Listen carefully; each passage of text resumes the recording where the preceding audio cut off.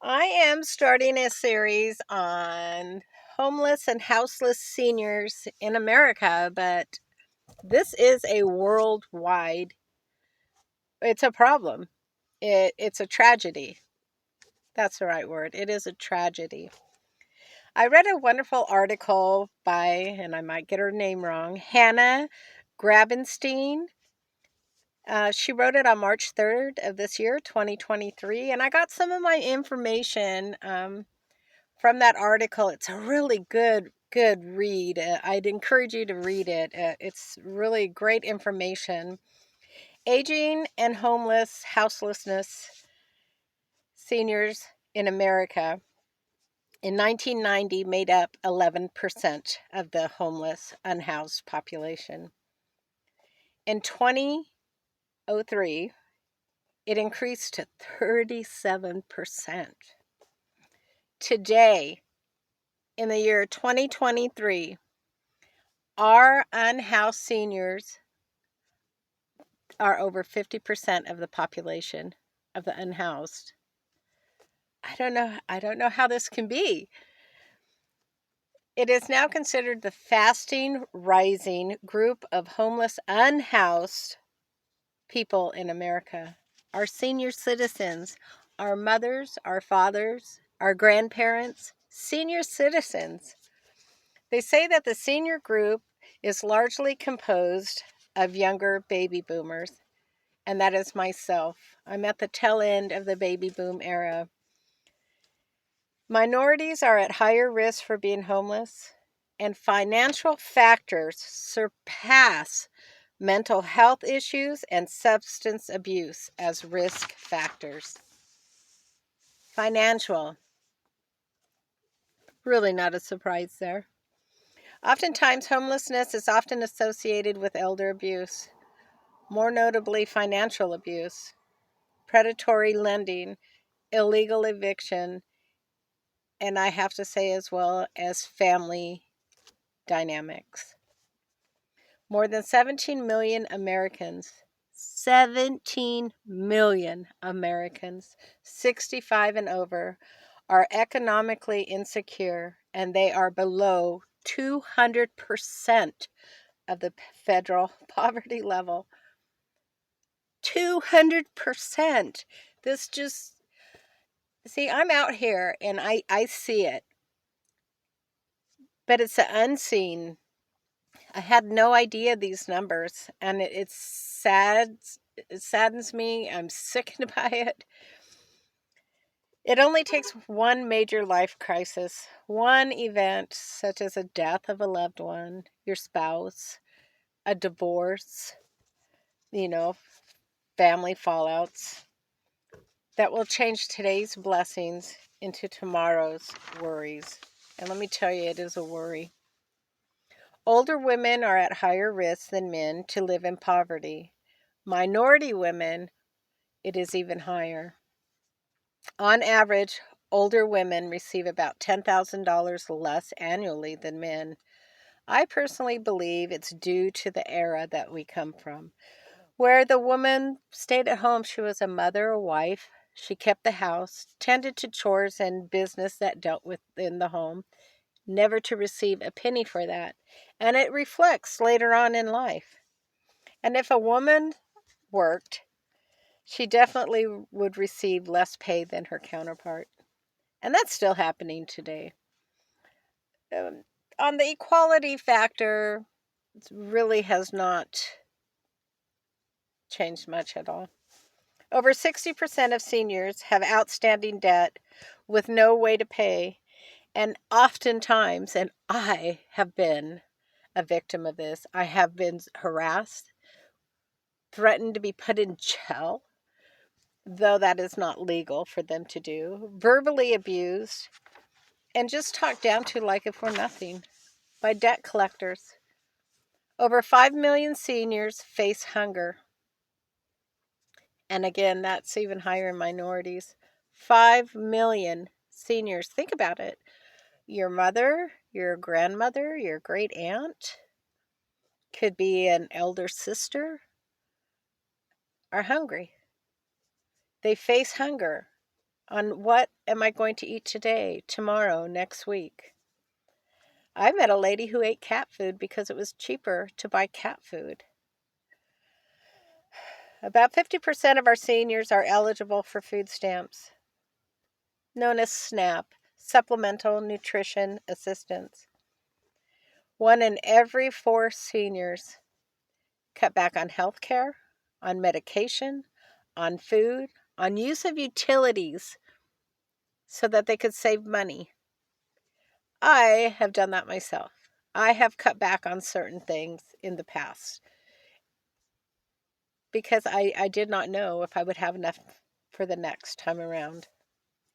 The average cost of rent exceeds 33% of senior females' income. I live in the Pacific Northwest. It is much higher here. It is much higher than 33%. The average median rent in Oregon averages $1,800. The average check that a senior female receives, be it retirement, disability, is $1,400.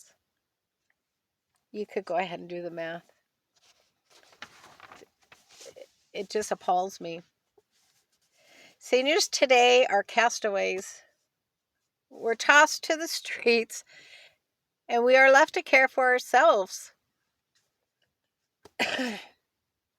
This is where I try not to get emotional. Because I'm a senior, and yes, I've chosen to live in my van and to travel and to help people. But now that I'm knocking on 62, I have to tell you, I spent a lot of time thinking, where am I going to go? What am I going to do? I pray the good Lord just lets me be like my grandmother, who was in her hundreds and she just fell asleep and never woke up. But who will take care of me? I ask that a lot. And then I think, didn't all the years, and I've talked to other women, didn't all the years that we cared for our children and our home and our husbands and all the sacrifices and willingly did it, all the love, all the care, all the nurturing that we did, was it for naught? Today, this generation, and I'm not saying all, but this generation is so self-absorbed, entitled. They just toss us away. We're used up. To them, we have nothing else to offer. And I'm here to say, we're not dead. We have so much to give. So much to give. You know, I worked, over 10 years as a CNA.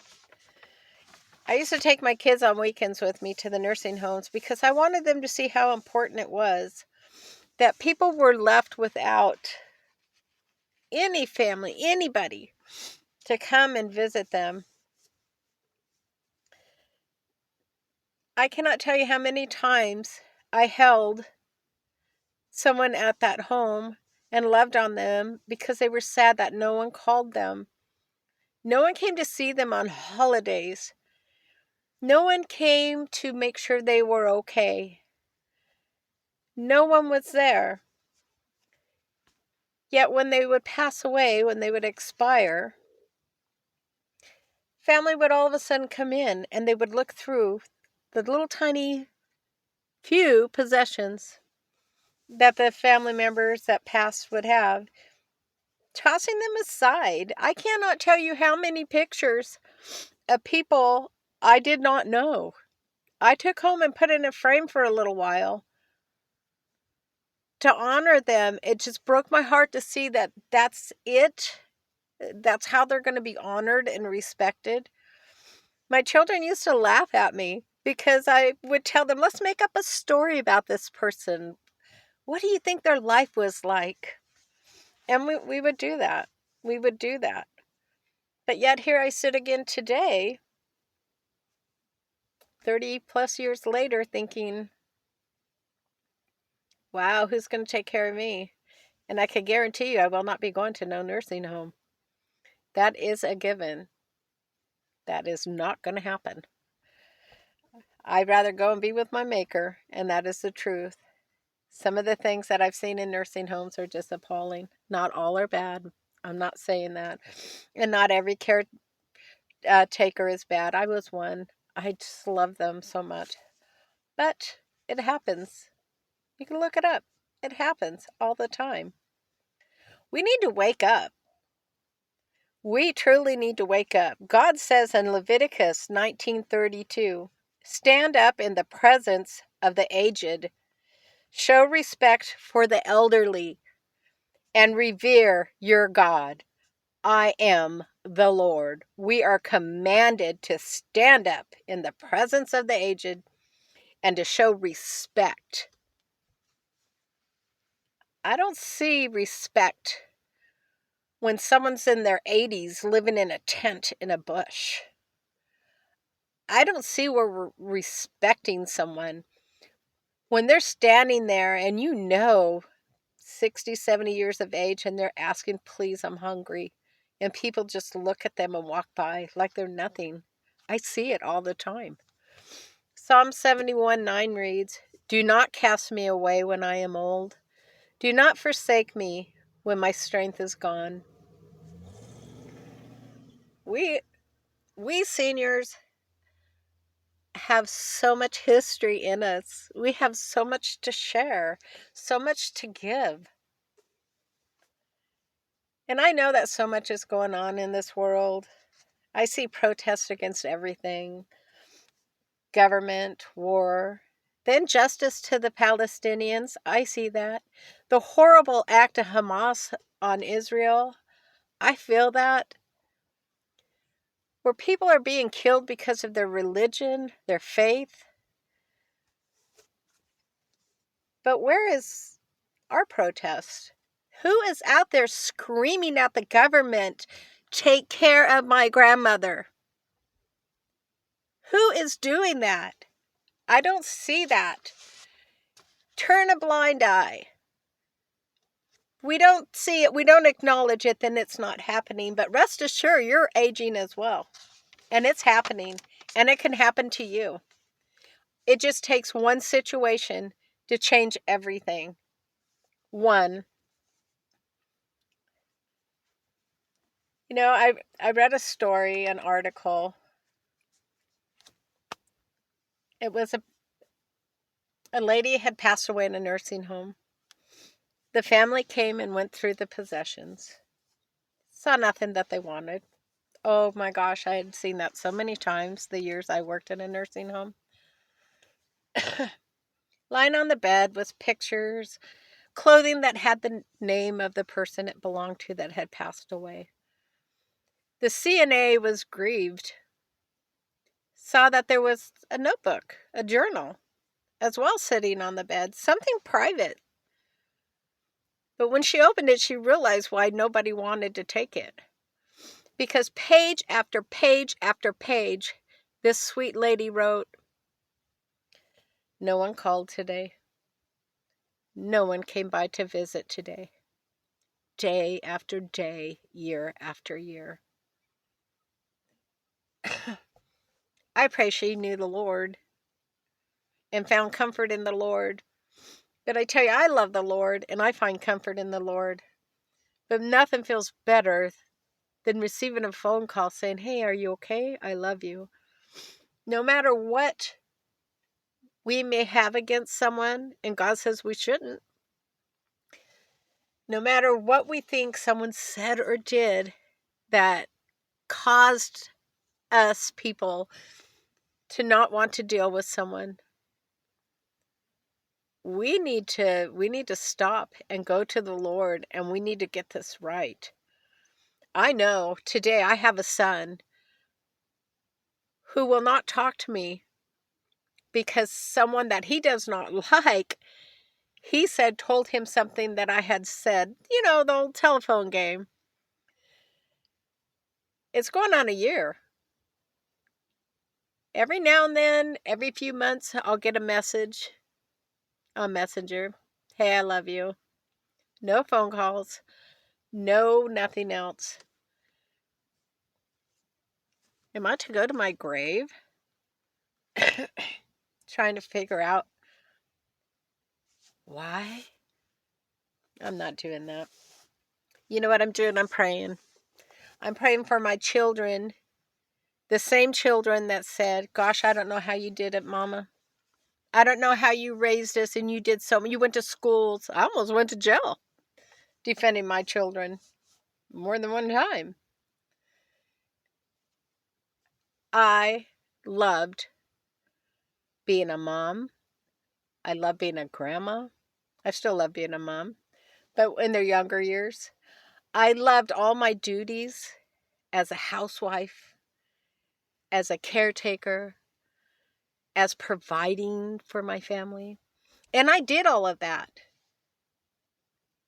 knowing that, gosh, one day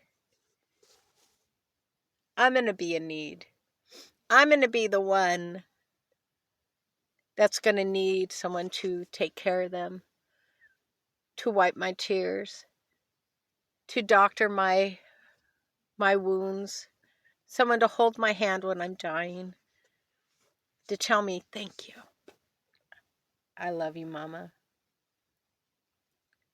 Over 50% of the unhoused, and there are millions, are senior citizens. I am going to do a series, and I'm going to try to just move my channel in that direction. Talking to people, some sad, but some so uplifting. We could either sit around and say, oh gosh, woe is me. I mean, I could do that. Oh my gosh, I'm going to die alone. Or I could go out there and make a community and meet people and love people and let people know that, you know what, they do matter. So my question is to you. Are you going to toss your elderly parents or grandparents to the side? Are they too much of a burden for you?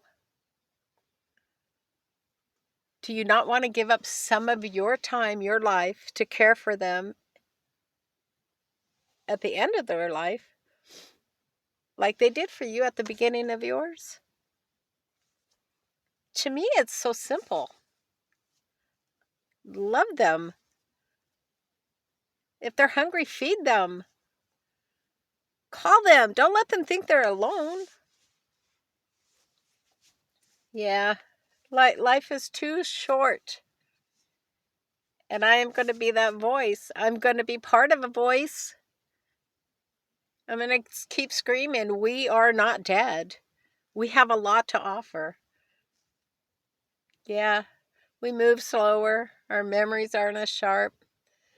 And the income we once had, where we would be able to help with, just isn't there anymore. But that love never changes. Ever. Thanks for listening. I pray that if you know of someone who is in need, that you just please reach out. Even if you just do a quick call to your neighbor who you know is a senior and you never see anyone going over there, call on them. Introduce yourself. Let them know that you care about them, that they matter. They matter. That's what I ask. I ask that, that our Heavenly Father just touches your heart to do something, to help me in this fight, because it is a fight. We need our own protest. We need someone to scream, this isn't right. This isn't fair. I am someone's daughter, mother, grandmother. I am. God bless. See you next time. Bye.